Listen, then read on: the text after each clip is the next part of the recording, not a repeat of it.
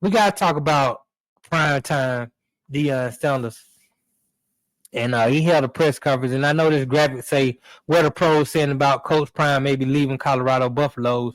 Well, he reported he will be there coaching, and I like that he hired Byron Leftwich to kind of be the quarterback coach and probably oversee a little bit of the offense. He got a lot of professionals in the building, and the team is. I'm looking forward to good things. I know they got a freshman quarterback coming in, but this is he got two highly touted quarterbacks that I think are going to be really good, and I think they're going to compete. And I'm hoping they're going to compete because while Deion is at Colorado being the head coach, that's my team. Even though I'm objective about the team and the players and Shador and all these guys, I ain't no fanboy. I'm just gonna tell you how it is, and we're pulling for Shador, hoping that he gonna make the Cleveland Browns roster and get an opportunity. I've been hearing he been tearing it up in camp. That's what I've been hearing. So shout out to Shador, but Deion, man, prayers got to go out to Prime, Coach Prime. Man, just had his bladder removed, and it's kind of sad a little bit because we know he got 8 toes. He had 2 toes removed. He been having, cancerous situation. He been having all kind of stuff happen to his body since he left the league. He had turf toe when he left, and that turf toe turned to something real bad the way he had to get 2 toes removed. And all this is kind of related. And to now he has to have a bladder removed. And this is the thing, not only with Coach Prime, but with a lot of guys who play physical contact sports. They make good money making that sacrifice with their brain, their body, sacrificing their family. You lose your wife. Sometimes you got to be away from your kids. You might damage the relationship you have with your children, but you're making a lot of money that you hoping that you can help provide for your family and for your community. But there are a lot of ailments that you face. And I would say this. I don't got no money. I ain't got the money that Prime got. I ain't got the money that a lot of people might got. I don't have it. I deal with stuff all the time. I'm human just like everybody else. But I wouldn't trade places with Coach Prime. I wouldn't want to be Coach Prime. I'd rather be me instead of my body. I don't want to. With all his money, all his fame, all the love that he got from people all around the world, I wouldn't trade places with him.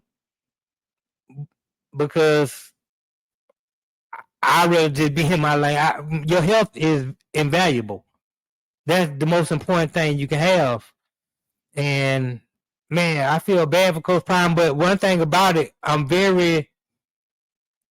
want to say proud, but I'm impressed by his level of transparency. The way he went up there and had that press conference. I mean, he even joked about himself, talking about how he has to use the bathroom all the time. He has to wear diapers now. He has to wear diapers. He wears the pins.